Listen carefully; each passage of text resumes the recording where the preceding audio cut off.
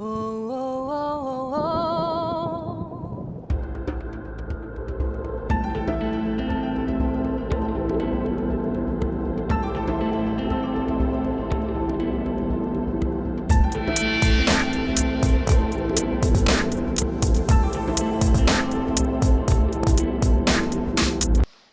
Bonjour à tous, bienvenue dans cette 27e étude de l'évangile de Matthieu, 27e étude qui va s'intéresser aux versets 23 et 24 du chapitre 5 de l'évangile de Matthieu.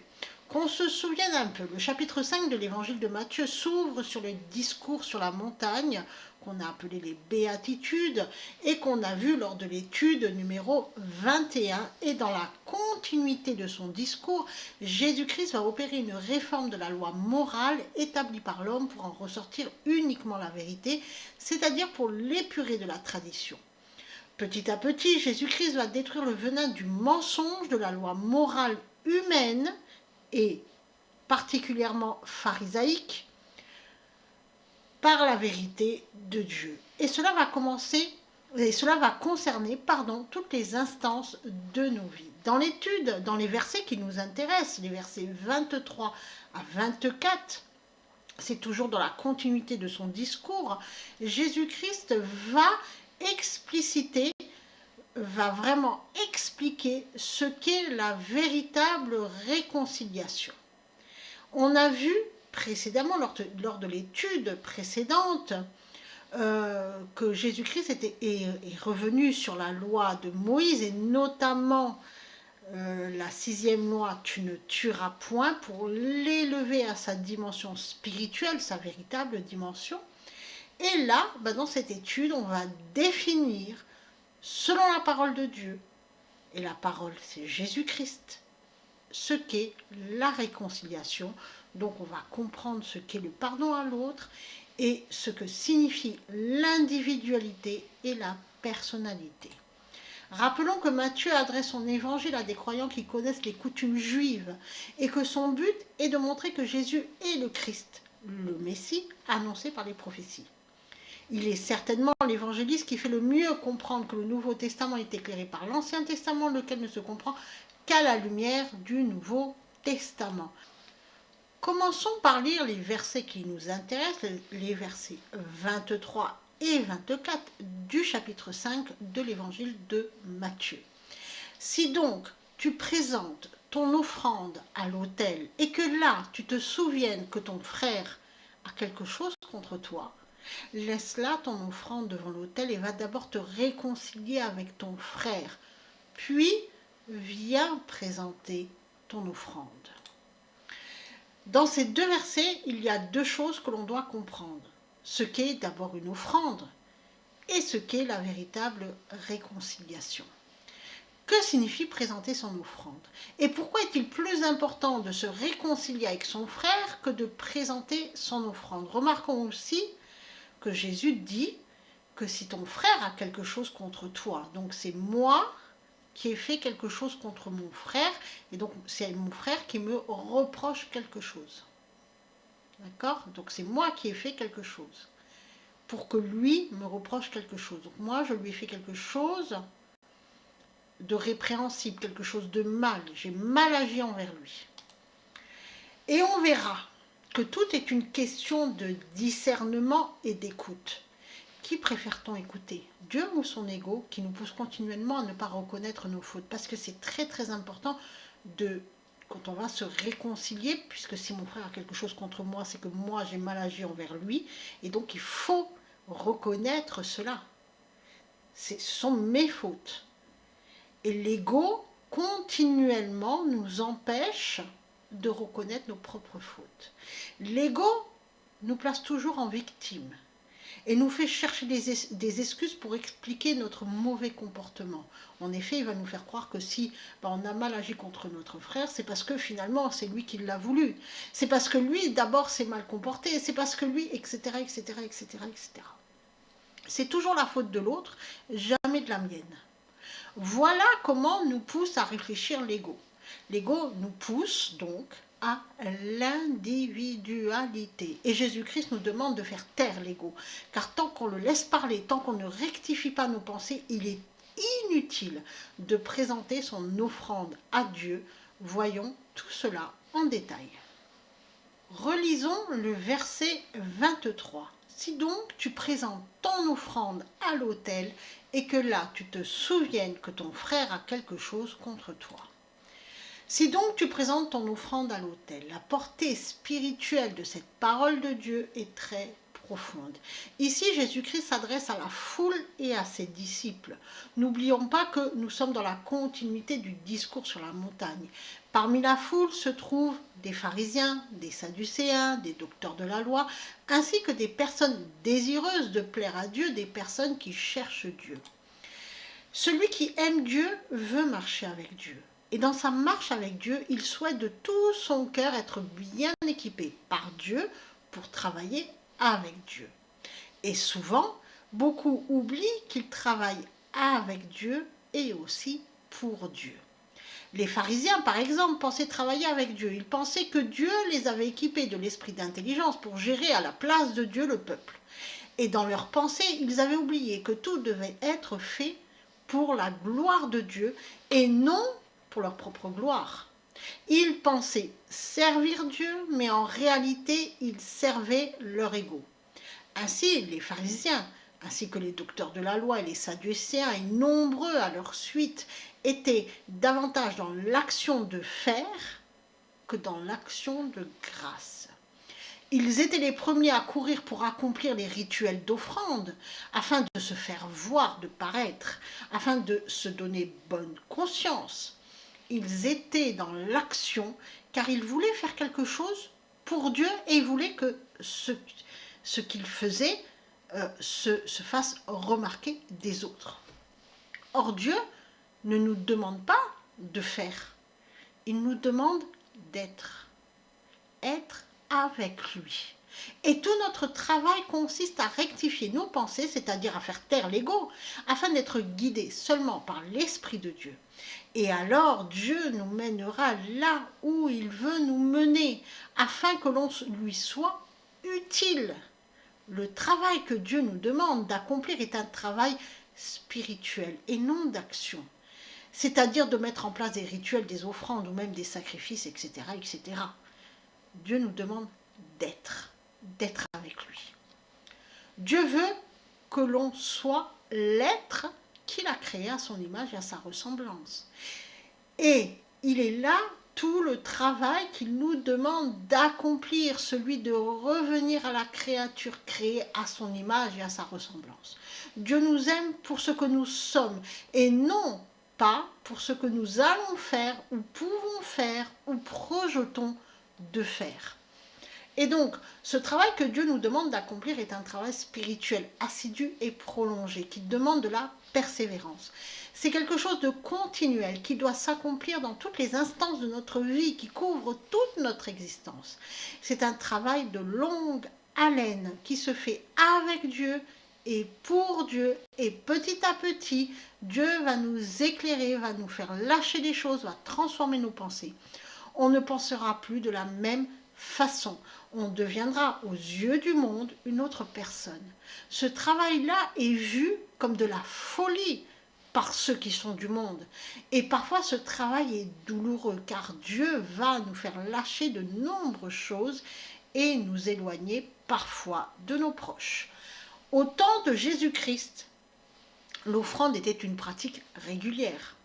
Elle l'est encore aujourd'hui. Et le croyant qui va dans son église pense qu'il sera bien vu, entre guillemets, de Dieu s'il donne à la quête ou s'il donne du temps à son église, s'il y vient y prier le dimanche, etc. Et même s'il y vient avec son vêtement le plus beau pour se montrer ainsi devant Dieu, comme si Dieu ne le voyait pas tous les jours dans sa maison avec son tablier, son jogging, etc. Le croyant qui aime Dieu, pourtant il aime Dieu, le croyant, est pressé d'offrir ses services à Dieu. Et qu'offre-t-il? Son temps, son énergie, sa force. Il veut faire bouger les choses. Il est le premier à venir à la messe. Il est impliqué dans les manifestations. Il est empressé de faire la lecture le dimanche ou de s'inscrire à la chorale. Il offre aussi son savoir-faire. Il veut s'impliquer dans la bonne marche de la communauté. Il veut faire plein de choses comme donner des cours de catéchisme, distribuer des tracts, être bénévole pour une association chrétienne, participer aux cérémonies ou aux processions. Il offre aussi son argent. Il fera des dons à différentes associations. Et il y a aussi celui qui va offrir à Dieu ses renoncements. Par exemple, son renoncement au tabagisme en se disant « j'arrête la cigarette pour Dieu » ou son renoncement à la pornographie. C'est une très bonne chose.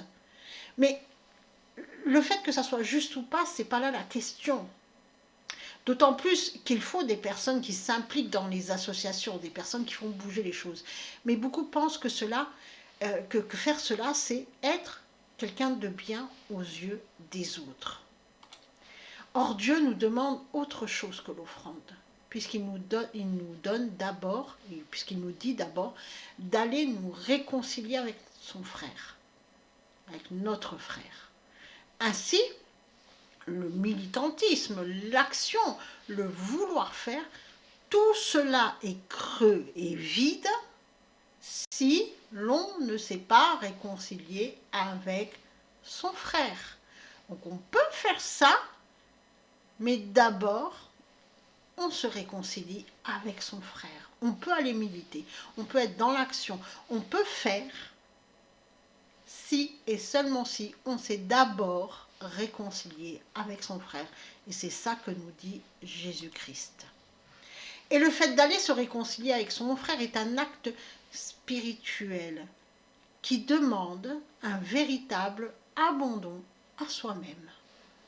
Continuons et relisons le verset 24. Laisse là ton offrande devant l'autel et va d'abord te réconcilier avec ton frère, puis viens présenter ton offrande.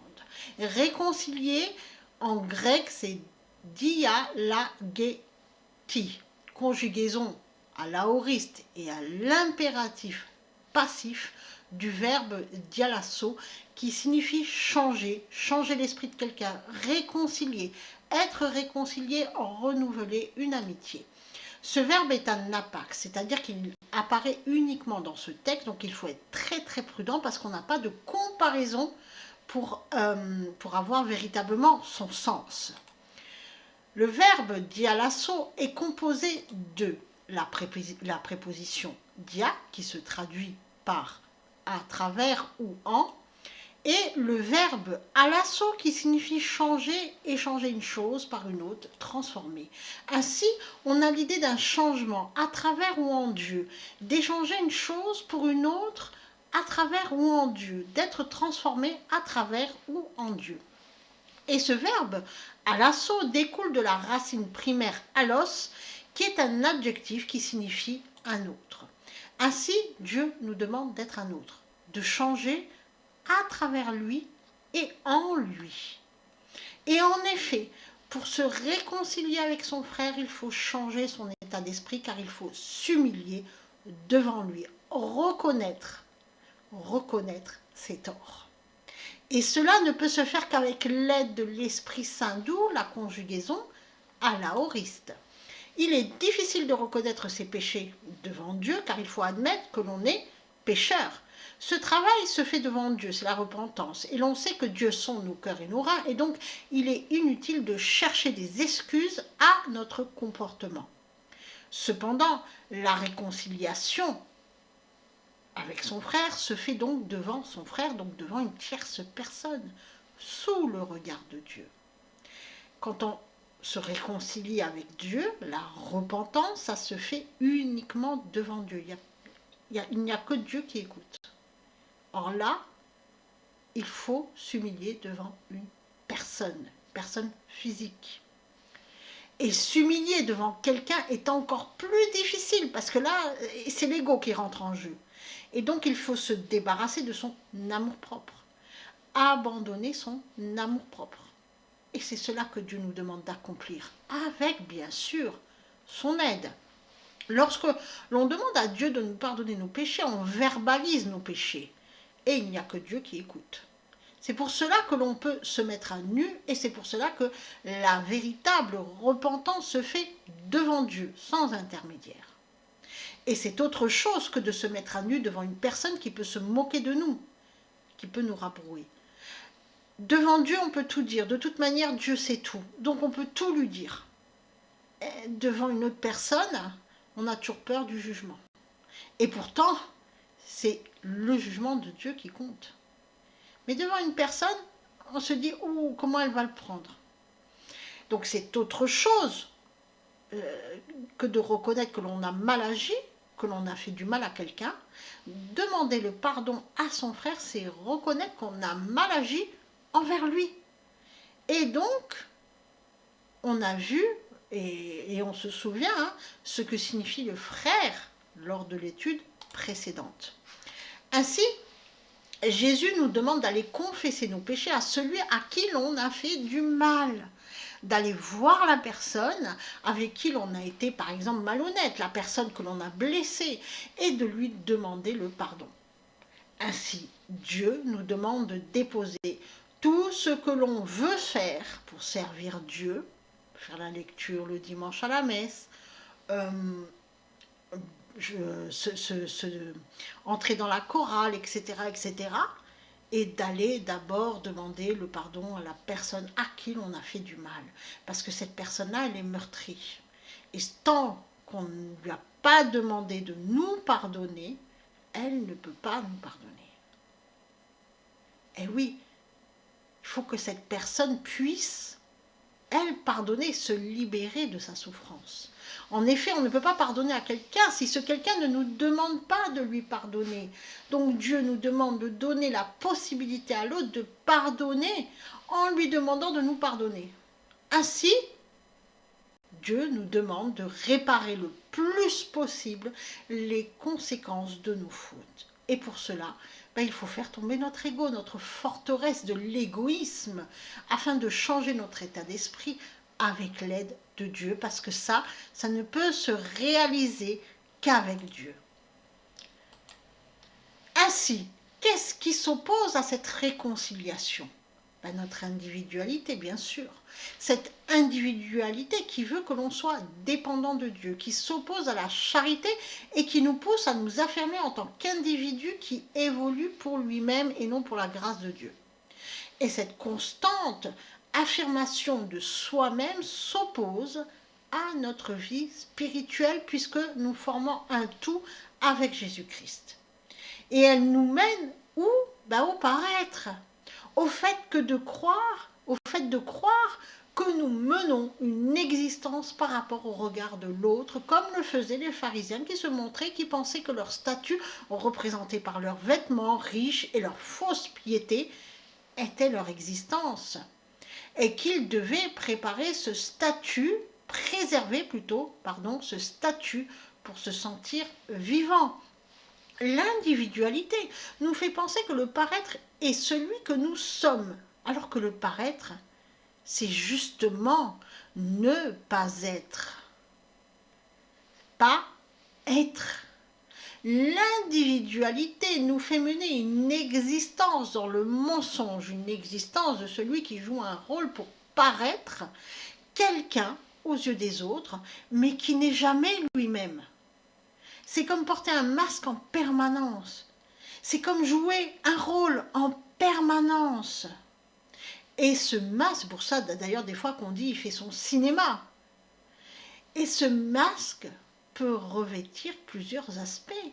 Le maquillage, les beaux vêtements, les vêtements chers, les accessoires à la mode, la belle voiture, etc. etc. Et l'individualité fait croire que tout doit être fait pour sa propre gloire, qu'il faut se montrer, avoir un public pour se sentir vivant, se sentir glorieux. Et en ce sens, les réseaux sociaux alimentent l'individualité puisqu'ils poussent l'individu à rechercher sa propre gloire, c'est-à-dire les abonnés, les fans, etc. Ainsi, chacun est à la recherche de son moment de gloire, de la vidéo qui va apporter le plus grand nombre de vues, de posts, qui va apporter le plus grand nombre de mentions j'aime ou de commentaires.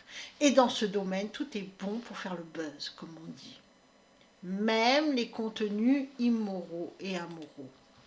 L'individualité nous fait vivre dans un mensonge par le déguisement et le truchement de nous-mêmes et à la recherche de sa propre gloire. Or, il faut bien comprendre que tout doit être fait pour la gloire de Dieu et que c'est à Dieu seul qu'il faut plaire.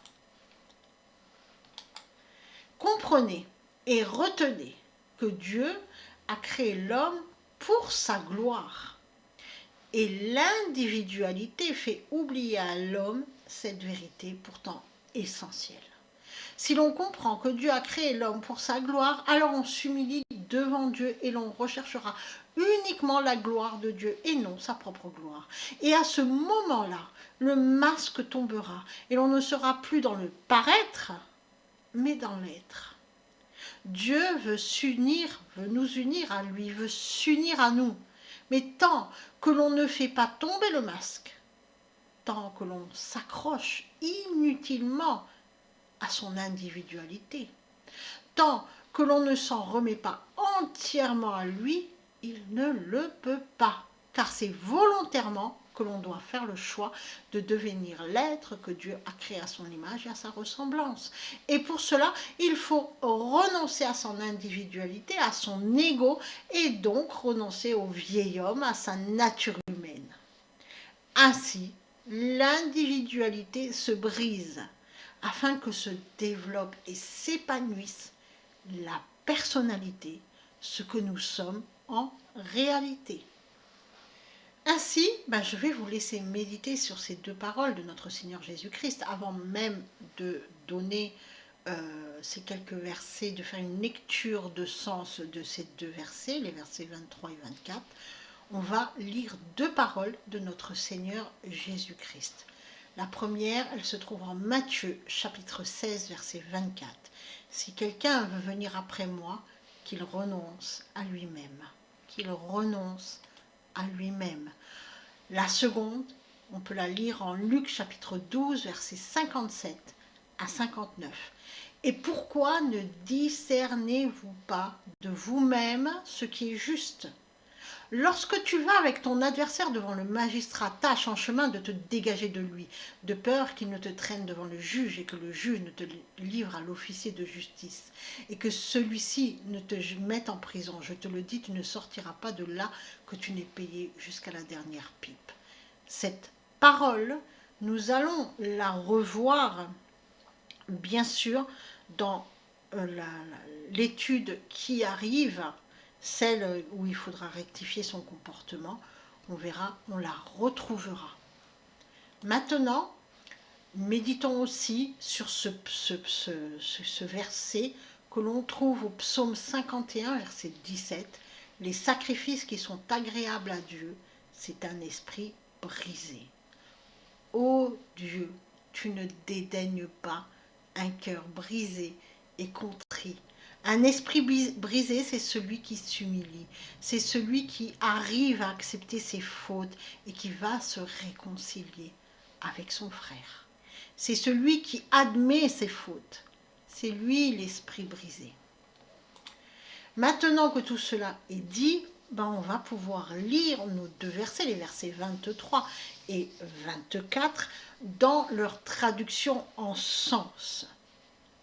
Si donc tu viens présenter ton offrande sur l'autel de Dieu, si tu viens faire un acte devant la communauté, comme le veut la tradition, et que l'Esprit de Dieu te fait souvenir que tu as fait mal à ton frère, que tu as mal agi contre lui, et que ton frère a une raison de t'en vouloir, laisse là ton offrande et va te réconcilier avec ton frère. Présente-lui ta demande de pardon afin de faire la paix avec lui. Brise ton individualité qui te fait trouver des excuses pour ne pas t'excuser du mal commis. C'est là le sacrifice agréé par Dieu, sacrifice de l'esprit brisé qui fait jaillir ta véritable personnalité en Dieu. Soyez bénis.